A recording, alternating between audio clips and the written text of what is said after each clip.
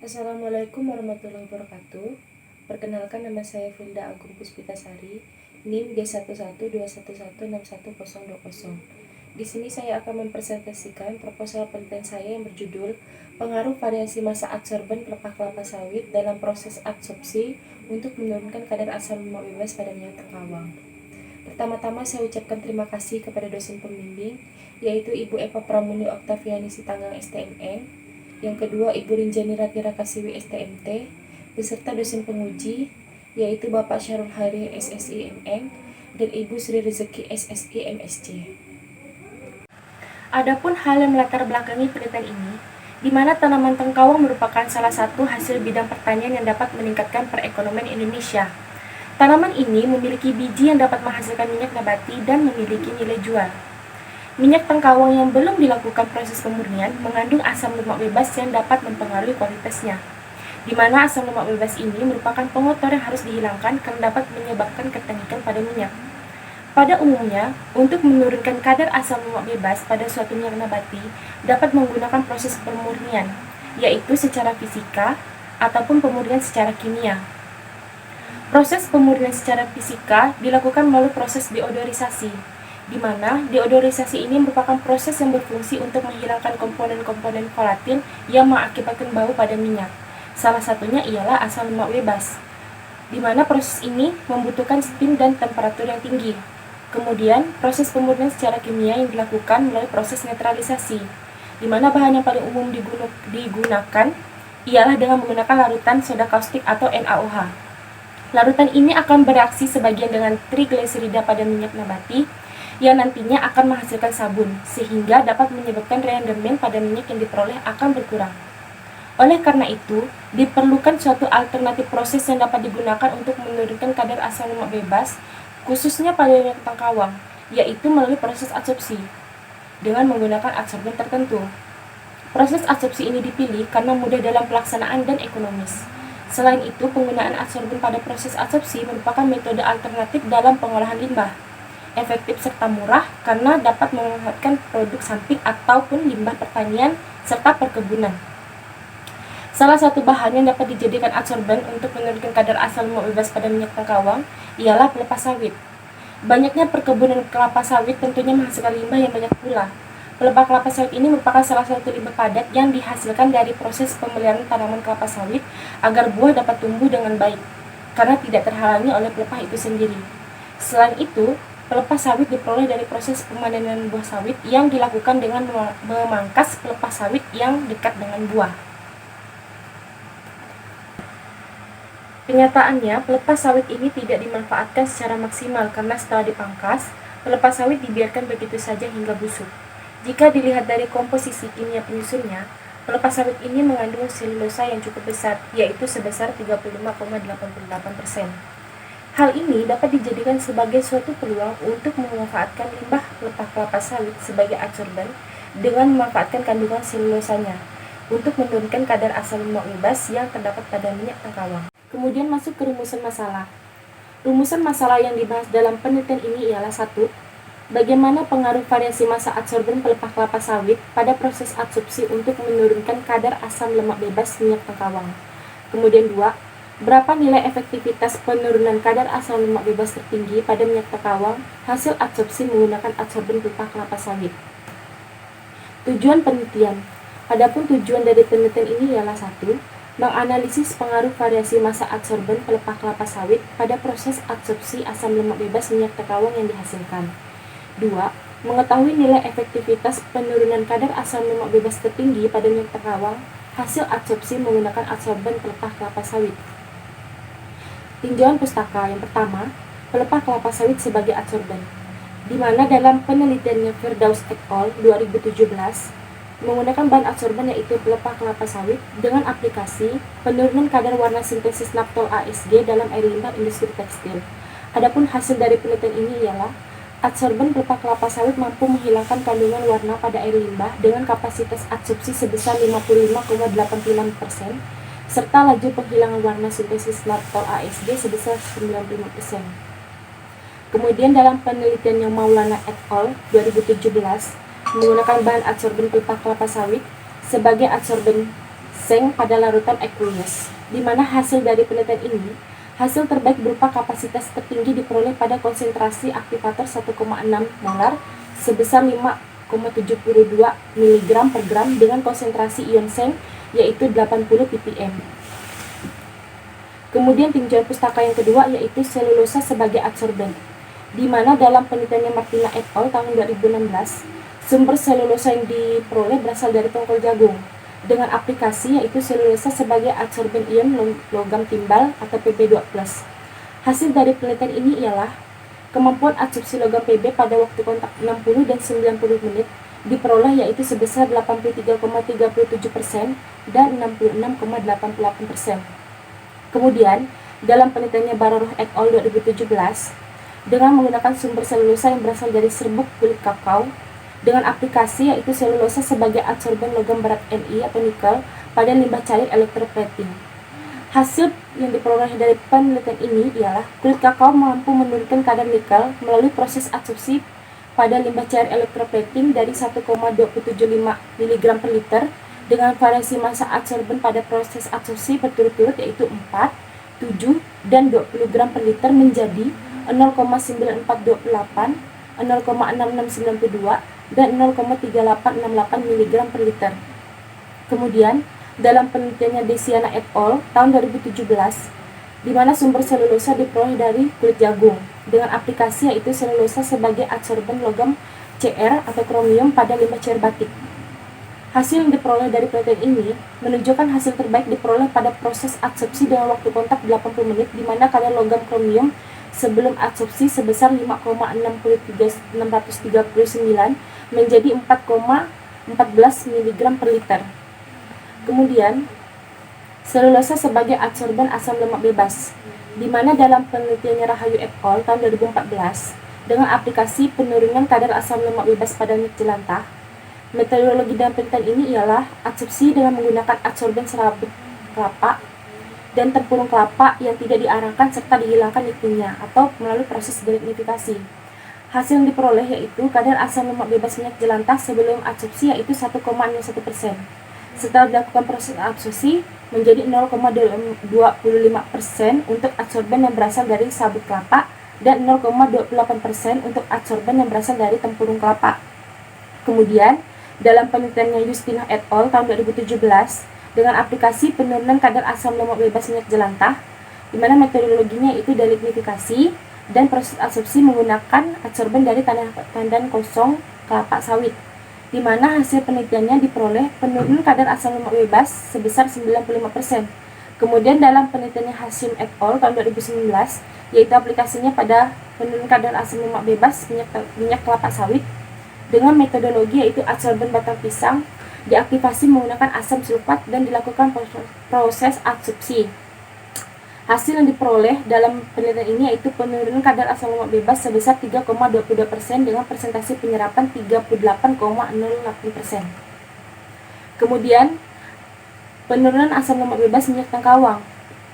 Dalam penelitiannya Gusti dan Zulneli tahun 2015, aplikasinya itu pemurnian minyak tengkawang, di mana metodologi dalam penelitian ini adalah proses degamming dengan menggunakan 3 variasi asam, yaitu asam sitrat, asam fosfat, dan asam asetat dengan konsentrasi 20% dan proses netralisasi dengan menggunakan NaOH.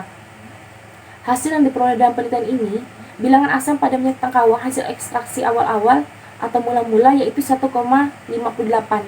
Kemudian setelah dilakukan proses degamming menggunakan asam sitrat, asam fosfat, dan asam asetat berturut-turut menjadi 2,2705, 2,3119, dan 2,2233.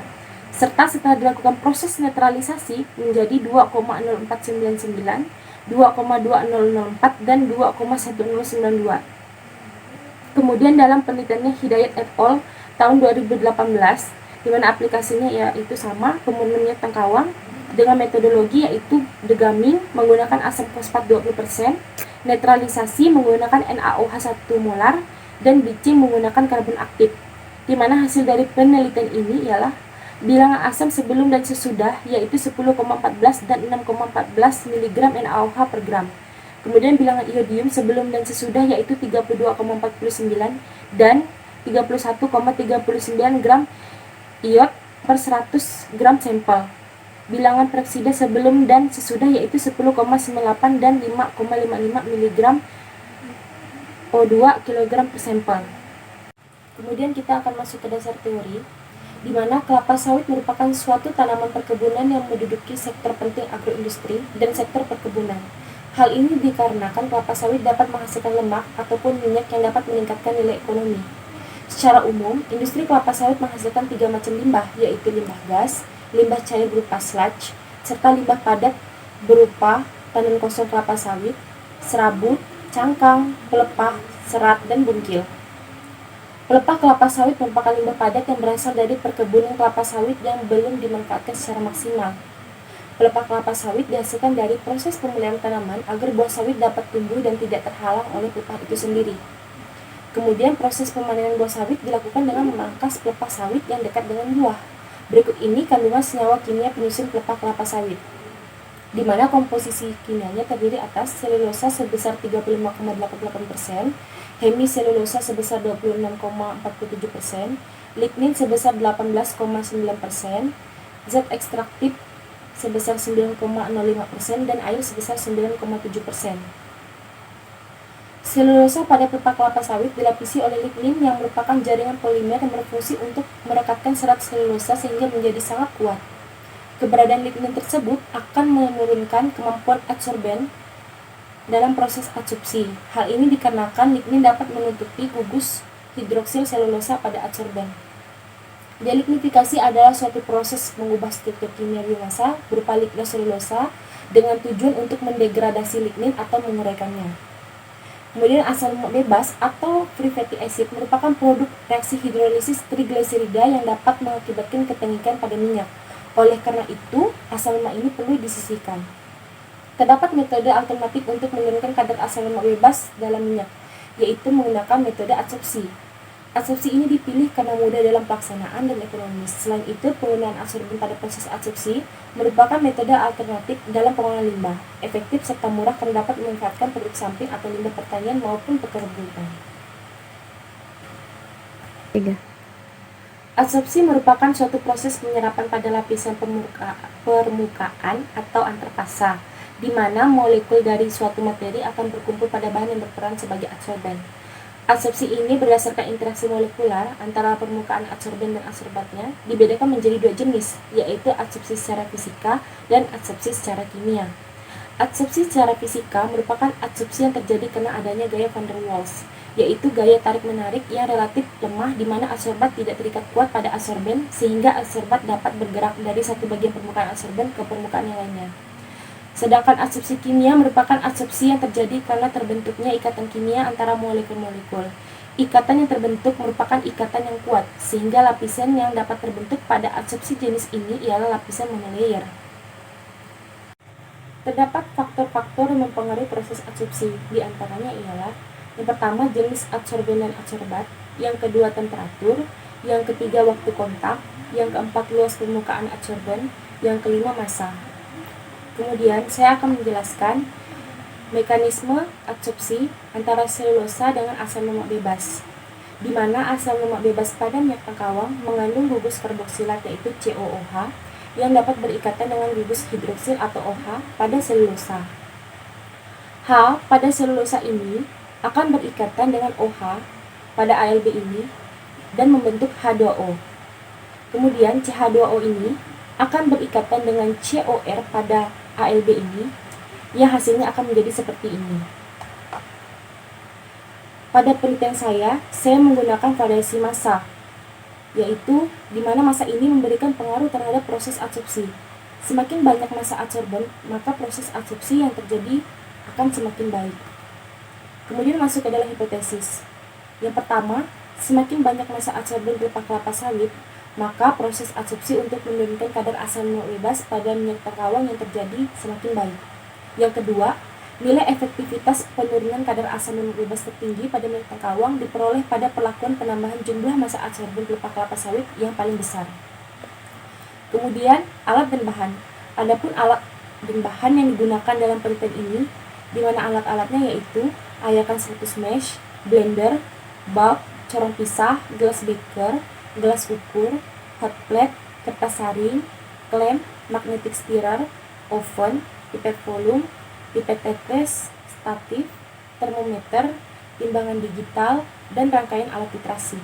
Serta bahan yang digunakan yaitu pelepah kelapa sawit, minyak tengkawang, aquades, indikator PP, dan NaOH. Berikut ini saya akan menjelaskan metodologi dalam penelitian ini. Yang pertama ialah pembuatan adsorban, di mana pelepah kelapa sawit ini dipreparasi. Preparasi dilakukan dengan pelepah kelapa sawit dipotong dengan ukuran sekitar 2-4 cm, dicuci hingga bersih dan dioven dengan temperatur 100 derajat Celcius selama 1 jam, kemudian dihaluskan dengan menggunakan blender dan diayak menggunakan ayakan 100 mesh. Hasil yang diperoleh yaitu serbuk pelepah kelapa sawit. Selanjutnya, serbuk pelepah kelapa sawit ini didelignifikasi dengan ditimbang sebanyak 200 gram, kemudian dimasukkan ke dalam gelas beker. Ditambahkan NaOH dengan perbandingan 1:10 pada konsentrasi larutan 10%. Kemudian campuran tersebut diaduk selama 2 jam. Selanjutnya bahan tersebut dipisahkan dari pelarutnya dengan menggunakan kertas saring. Bahan dicuci bersih menggunakan aquades dan dioven dengan temperatur 105 derajat Celcius selama 4 jam. Hasil yang diperoleh yaitu adsorbon pelepah kelapa sawit. Kemudian yang kedua ialah dilakukan proses adsorpsi terhadap minyak tengkawang, di mana pertama-tama adsorban pelepah kelapa sawit itu ditimbang dengan variasi massa yang telah ditentukan yaitu 5, 10, 15, 20, dan 25 gram. Kemudian ditimbang sebanyak 75 gram minyak tengkawang dan dipanaskan hingga mencapai temperatur 70 derajat Celcius. Dimasukkan adsorban pelepah kelapa sawit sesuai dengan variasi massa yang telah ditentukan ke dalam minyak tengkawang tersebut yang sudah dipanaskan. Lalu diaduk menggunakan magnetic stirrer selama 60 menit dengan kecepatan pengadukan 300 rpm. Selanjutnya dipisahkan adsorban pelepah kelapa sawit dan minyak tengkawang dengan menggunakan kertas saring. Hasil yang diperoleh tersebut dihitung kadar FFA-nya dan dianalisis menggunakan FTIR. Kemudian dilakukan analisa asal lemak bebas pada minyak tengkawang. Minyak tengkawang tersebut yang telah disaring tadi ditimbang sebanyak 7 gram dengan teliti ke dalam Erlen Meyer 250 ml. Kemudian ditambahkan sebanyak 75 ml etanol 95% dan ditambahkan indikator phenolphthalein sebanyak 2 tetes.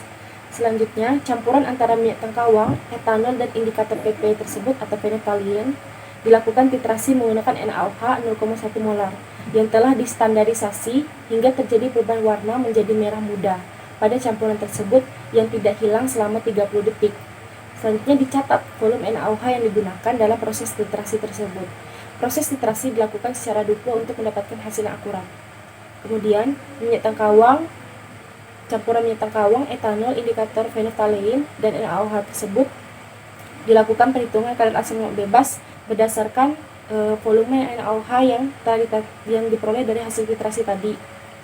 Di mana untuk perhitungan asam lemak bebas ini rumusnya ada di slide, yaitu persen ALB sama dengan NaOH atau volume NaOH dikali dengan normalitas NaOH, kemudian dikalikan dengan berat molekul minyak yaitu minyak tengkawang dibagi dengan berat minyak yang digunakan dalam proses ini titrasi dikalikan dengan 1000, kemudian dikalikan dengan 100. Selain itu dilakukan perhitungan efektivitas penurunan kadar asam lemak bebas dengan rumus yaitu E sama dengan A dikurang B dibagi A, di mana E ini adalah efektivitas dalam bentuk persen, kemudian A ini adalah kadar asam lemak bebas awal dalam bentuk persen, dan B adalah kadar asam lemak bebas akhir dalam bentuk persen. Sekian presentasi dari saya, kurang lebihnya saya mohon maaf. Terima kasih. Assalamualaikum warahmatullahi wabarakatuh.